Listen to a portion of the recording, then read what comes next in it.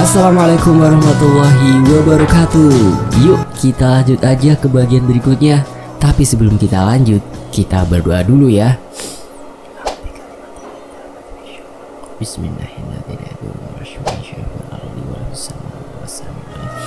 Allahumma sholli ala sayyidina Muhammad sallallahu alaihi wasallam.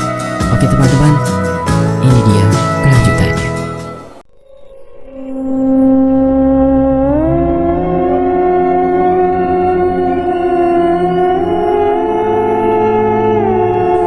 Jam menunjukkan pukul 21.30. Setelah aku akhiri panggilan video dari istriku, aku bersiap tidur. Nantinya mulai minggu depan dan setiap seminggu sekali, aku akan menginap di sana. Sekedar jaga-jaga, karena HPL semakin dekat. Kuharap semua berjalan lancar tanpa kendala. Selimut kutarik ke atas, baru 5 menit mata terpejam. Dering telepon membangunkanku. "Re, bangun, anterin teteh sekarang ke daerah cewek." Suara yang aku kenal itu setengah membentak. "Kenapa gak ke Adul aja teh?" tawarku. Dia gak diangkat terus, lagi narik. "Udah kamu kesini, teteh bayar sekalian pulang pergi," ujarnya. "OTW," balasku cepat. "Duit aja cepet." Lalu Teh Yuyun menutup panggilan itu. Selang beberapa menit, aku tiba. Kulihat Teh Yuyun berdiri di depan rukonya yang telah tutup, sedang berbincang dengan Dinda di sana. "Nah, nongol juga akhirnya," ucap Dinda saat melihatku mendekat. "Hehe, kan ada duitnya mbak," candaku. "Ya udah nih, tar aing bayar lagi pas baliknya. Kamu tungguin sampai selesai di sana." Teh Yuyun menyodorkanku selembar uang 100.000. "Alhamdulillah, rezeki orang ganteng.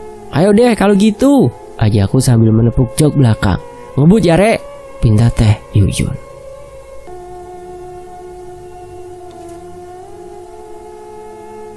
Jarak yang kutempuh selesai dalam 50 menit. Saat kami tiba, empunya rumah langsung menyambut dengan terburu. Aku menunggu di motor, segan untuk mengikutinya masuk. Sementara mereka terlihat sedang membicarakan sesuatu yang penting. Kunyalakan rokok untuk mengusir bosan. Lalu mereka berdua pun masuk ke dalam rumah, meninggalkan aku sendirian di halaman. "Sini masuk aja. Kasihan kalau nunggu di luar." Seorang perempuan yang masih belia menawarkanku masuk. "Enggak neng, takutnya ganggu," aku beralasan. "Gak apa-apa toh mereka di kamar, si teteh di lantai 2, jawabnya. "Ya udah tuh, saya masuk ya, punten," salamku saat memasuki rumah itu. Di hadapanku tersaji berbagai kue basah, juga secangkir kopi hitam yang masih mengepul. "Mangga diminum kopinya," tawarnya yang aku sambut. "Ngomong-ngomong saya penasaran neng, lagi ada apa ya?" Aku membuka obrolan. "Lo kirain saya ini kayak semacam asisten Nin?" jawabnya heran. "Asisten apaan? Saya mah cuma dibayar buat nganter ke sini tanpa dikasih tahu apa-apa," balasku sedikit bercanda.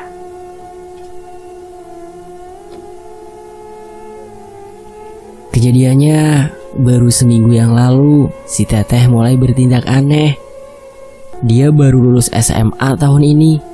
Setelah gagal di ujian masuk PTN, si teteh mutusin buat ngisi waktu luang dengan bekerja. Niatnya dia cuma bakal kerja setahun aja sebelum bisa ngambil tes ujian masuk lagi. Akhirnya, Teh Winda keterima kerja jadi kasir di toko spare part motor di Jalan ST.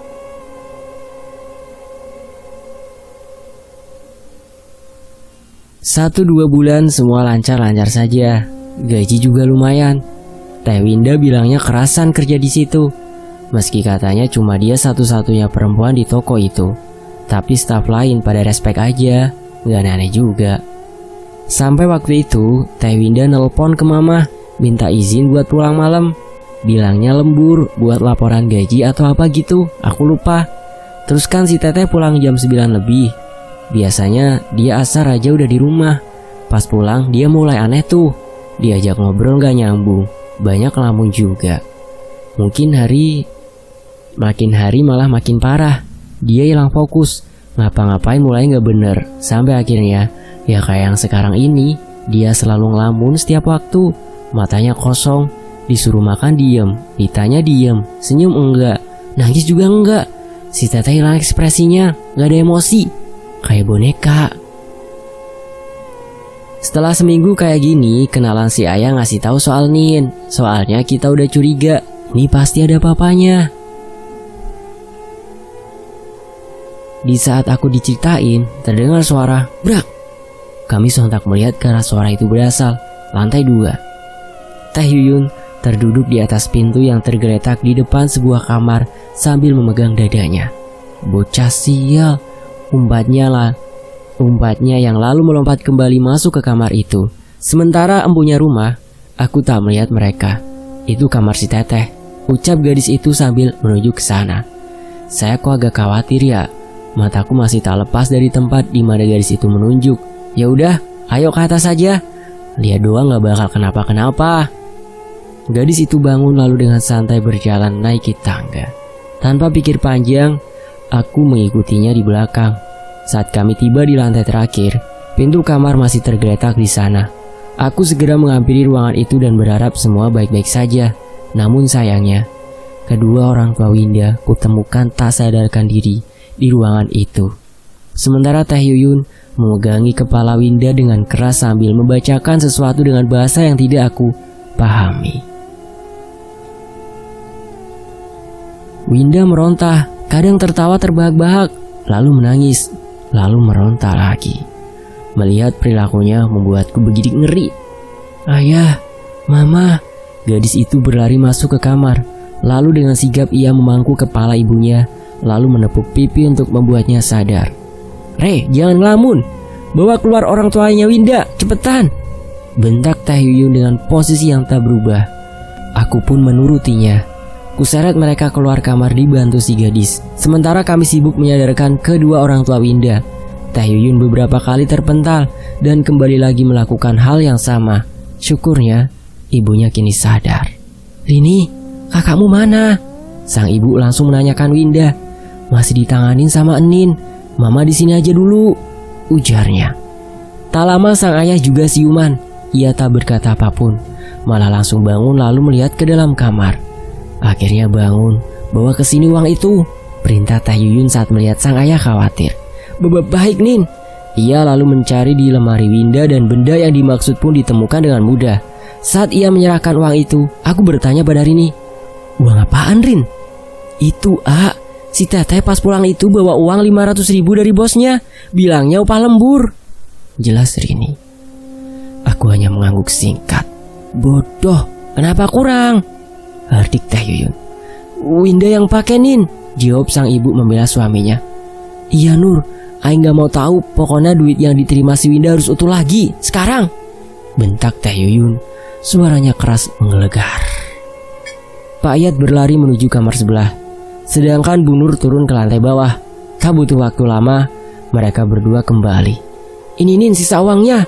Pak Ayat menyerahkan amplop coklat. Teh Yuyun yang badannya kasar melemparkan amplop itu di tepat di wajah Winda yang sedang mengamuk. Bawa deui ku si laing tah. Winda diam. Tangannya dengan cepat mengambil amplop itu dan memeluknya erat. Hanya sebentar, kemudian ia tersenyum dan berkata dengan suara berat. Sajen geus asup nyi. Hahaha, si laing telat. Mendengar hal itu, Teh Yuyun menampar Winda dengan keras hingga ujung bibirnya berdarah. Lalu dengan darah itu, ia oleskan dengan acak ke dalam amplop. Rek kumaha ayeuna? Nada keras Teh Yuyun tak mengendur. Hahaha, nyai, ukur si lain nu bisa ngarusak aturan alam aing. Suara Winda kini lebih keras lagi. Setelahnya Winda tak sadarkan diri. Raut muka Pak Ayat, Bu Nur, Rini terlihat lega. Aku pun demikian. Namun Teh Yuyun masih memasang wajah serius. Hei, siap-siap, ujarnya. Hah? Teh Yuyun menyuruhku untuk bersiap, sementara aku tak mengerti apa yang dia maksud. Wajah-wajah yang terlihat lega kini kembali menegang menatapku. Tatapan mereka panik dan bertanya-tanya. Yang dapat aku lakukan hanya menjawab tatapan penasaran itu dengan gelengan kepala. Maksudnya Gim? Sebelum aku menyelesaikan kalimatku, bau amis tercium menyengat, diiringi dengan gempa kecil. Belum saja gempa kecil selesai, Winda kembali membuka mata. Ia melototi Teh Yuyun dengan benci. Hahaha, ternyata Yuyun, dasar jalang, masih saja kau mengusik kami. Suara itu seperti suara laki-laki tua, tapi suaranya tidaklah serak. Suara itu entah bagaimana aku menyebutnya, terdengar mempunyai wibawa. Tua bangkahan, belum mati juga kau. Teh Yuyun benar-benar terlihat marah. Gempa kecilnya berhenti, sementara Winda berdiri tegak, matanya kini tertutup. Rambut panjang menutupi sebagian besar wajahnya, dan hanya menyisakan hidung hingga mulut yang dapat kulihat. Winda tersenyum lebar. Senyuman itu membuatku ketakutan. Pak Iyad beringsut. Ia bermaksud menghampiri Winda, namun aku menahannya dan menggeleng kepala tanda agar ia mengurungkan niatnya. Winda menoleh kami dengan cepat. Ia melihat tangannya di punggung, berjalan menjauh membelakangi kami, lalu berkata, "Aku pinjam anakmu sebentar, meskipun nantinya aku akan mengambilnya juga." Hahaha. Bu Nur menangis histeris. Ia berteriak, "Lepaskan anakku!" Rini mencoba menenangkan ibunya. Pak Iyad mengepalkan tangannya dengan kuat. Tanpa baba, Teh Yuyun berlari ke arah Winda, menarik rambutnya hingga tubuh Winda terjembab ke belakang dengan keras. Lalu lehernya dicekik dengan cepat. "Bodoh, bunuh saja." Hahaha. Teh Yuyun terlihat masih menekan leher Winda. Meski wajahnya terlihat buas, bibirnya bergerak. Ia lagi-lagi membaca sesuatu dengan bahasa yang tidak aku pahami. "Rey, tekan kakinya, cepat!" Teh Yuyun memberiku perintah. Dengan ragu dan takut, aku menurutinya. Baru saja ku sentuh betis Winda, kakinya mengejang, menendang cepat di ulu hati. Aku terdorong ke belakang, memegang perutku yang terasa sakit bercampur mual.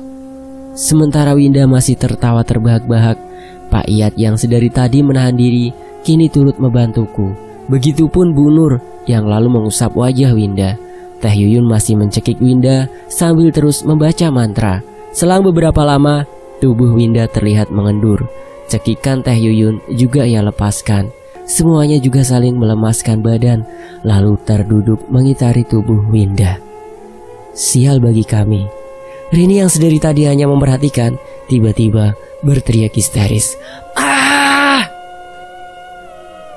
Aku melihatnya kebingungan, namun samar ada bayangan yang seolah memeluk Rini dari belakangnya.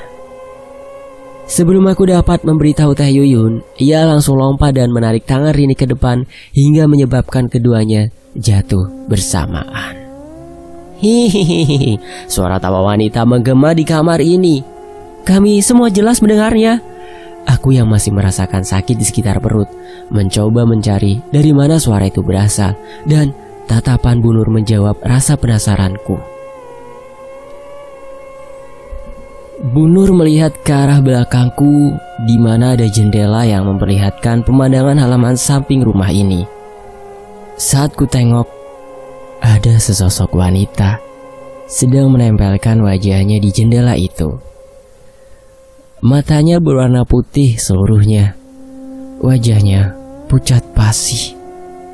Darah yang keluar dari mata, hidung, dan mulut.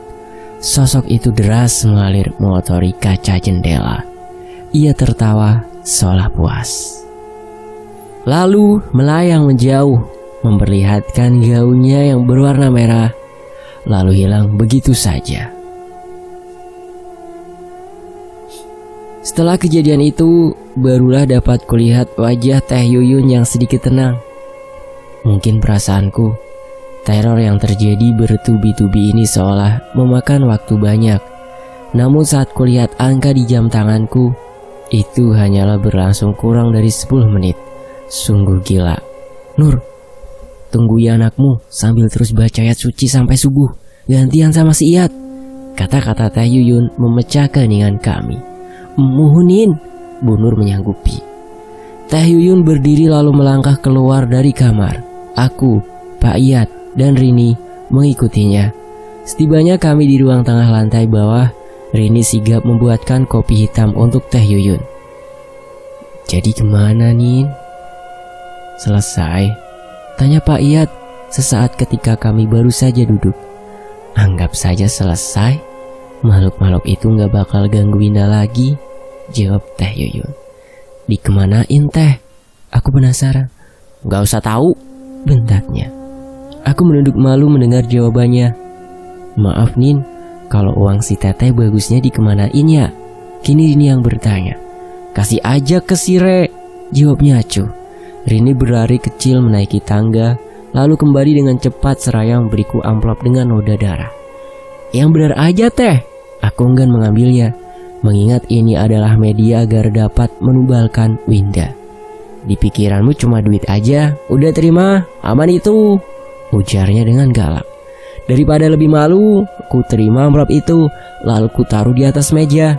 Baru saja aku letakkan, noda darahnya perlahan hilang, seolah terhapus.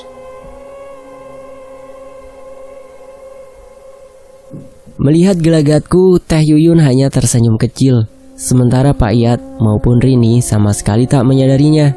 Ya sudah, ini sudah selesai. Si Winda jangan lagi kerja di situ. Teh Yuyun bersiap pergi. Aku pun mengerti untuk segera menyiapkan motor. "Baik, Nin, sekali lagi terima kasih," ucap Pak Iyad sambil menyalami Teh Yuyun. Tak disangka, Pak Iyad menyelipkan amplop putih ke tangan Teh Yuyun, dan hal itu membuat Teh Yuyun marah. "Siang ngain aing," bentak Teh Yuyun padanya. "Maaf, Nin, gak maksud." Merasa ditolak, Pak Iyad segera memasukkan amplop itu ke saku celananya dengan malu. Dengan kesal, Teh Yuyun keluar dari rumah itu. Hanya aku yang berpamitan kepada Pak Iyad dan Rini.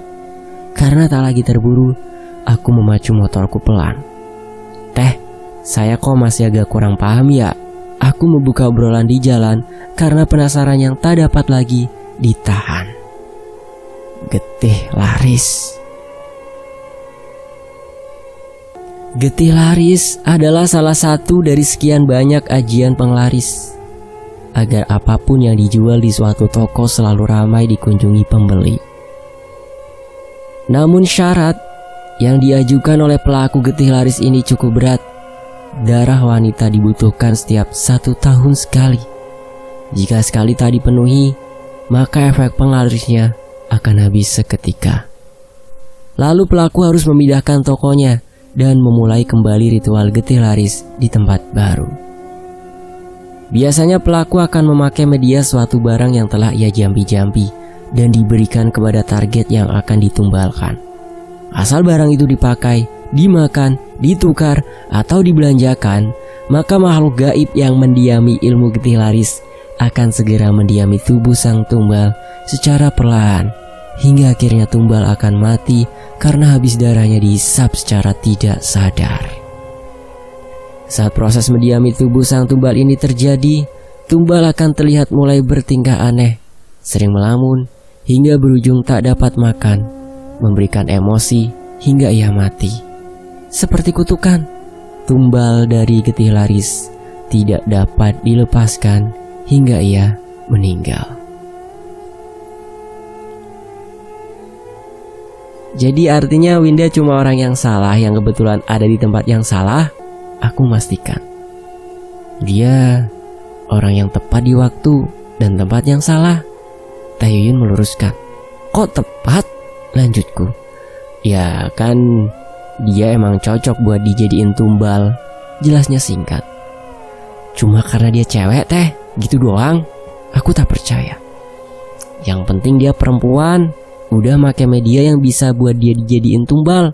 Dia kerja di situ, apalagi?" Teh Yuyun masih kekeh. Seandainya nih Teh ya, yang makan bukan Winda nih, tapi Rini, efeknya sama?"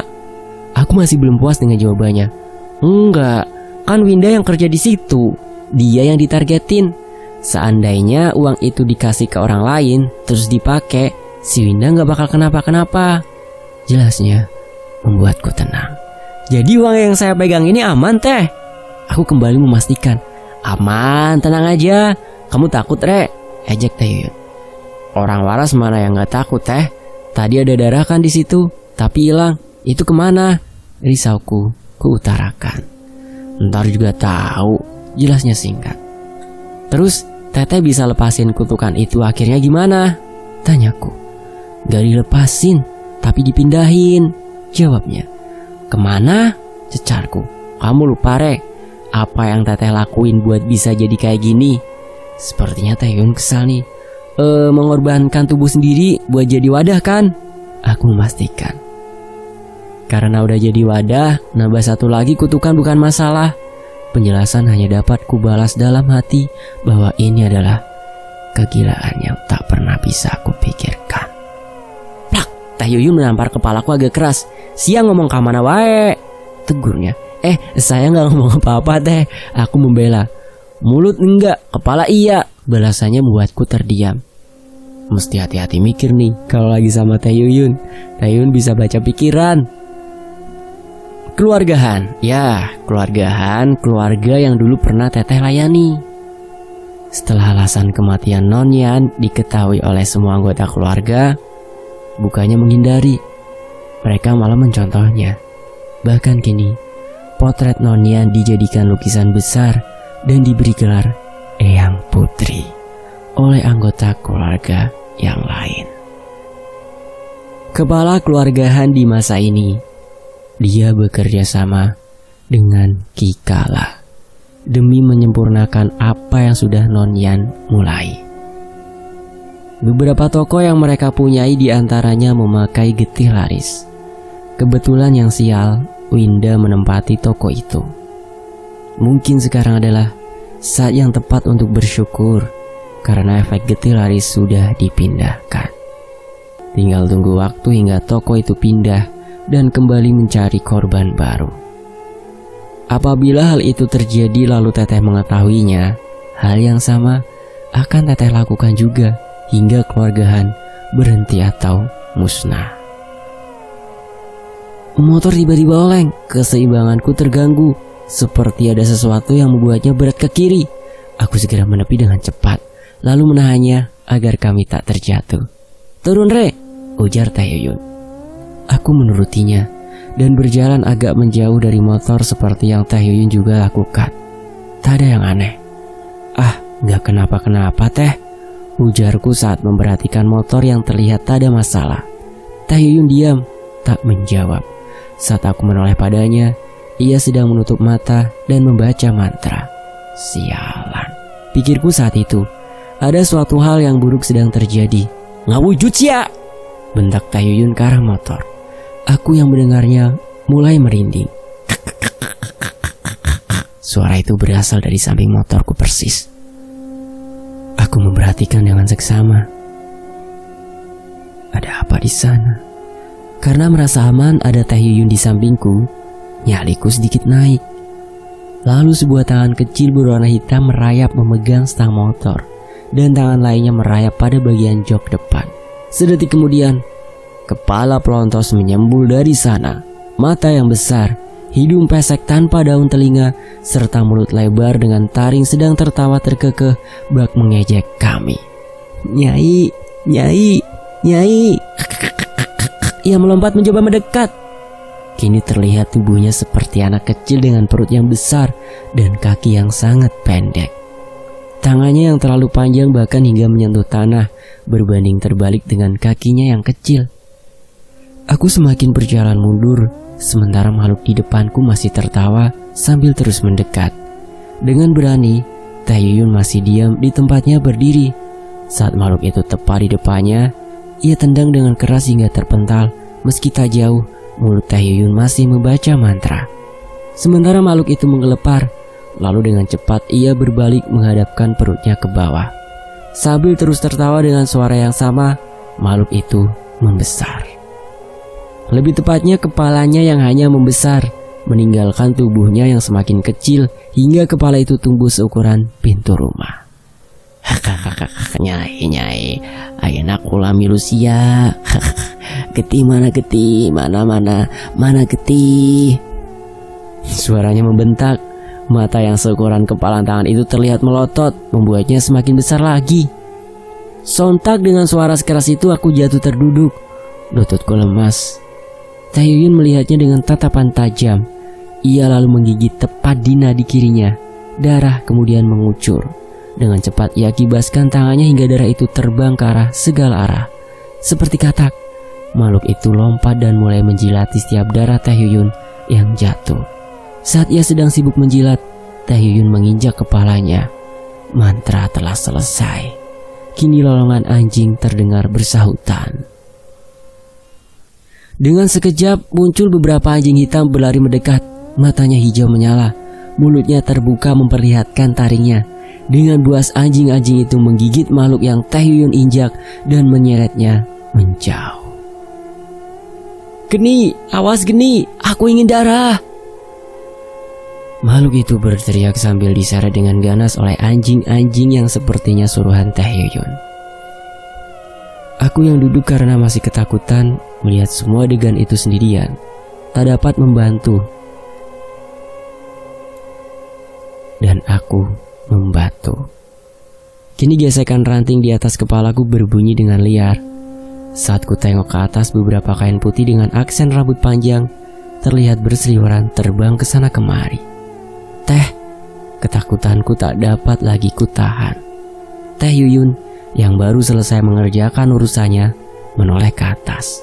"Hahaha, sudah selesai, pulang kalian," diteriaki seperti itu oleh Teh Yuyun. Mereka terbang menjauh ke segala arah. Lalu semuanya tenang. Hanya angin malam yang menerpa perlahan.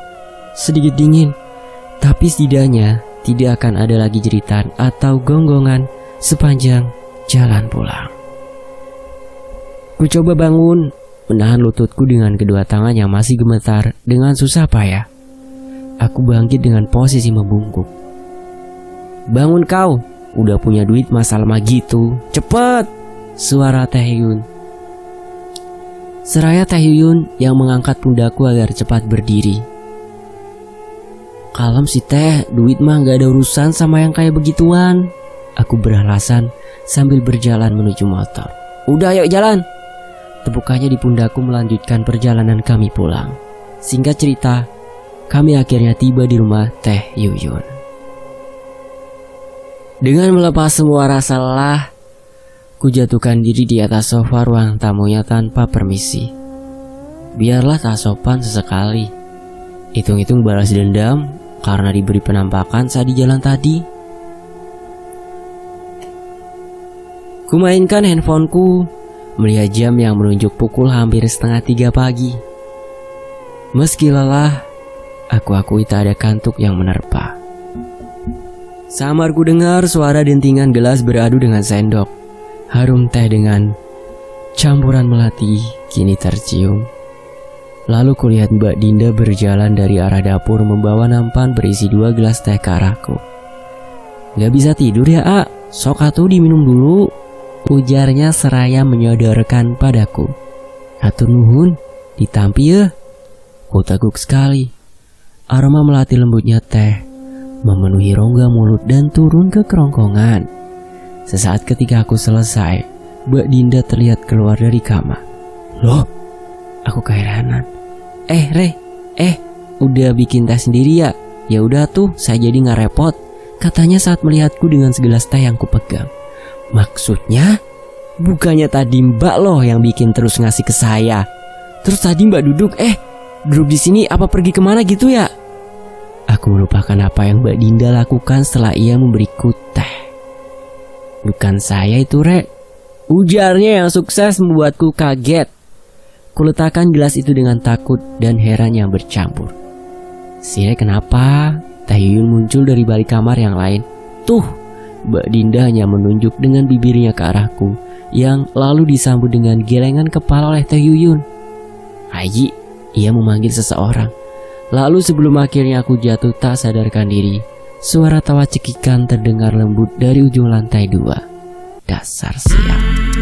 Dan di bagian ini selesai. Nantikan di bagian selanjutnya ya. Jangan kemana-mana. Makasih ya Re, udah memberikan saya izin untuk membawakan cerita dari kamu. Dan tentunya teman-teman ya, makasih banget udah sejauh ini nyimak di channel ini. Dan saya undur diri. Wassalamualaikum warahmatullahi wabarakatuh. Sampai jumpa di bagian berikutnya.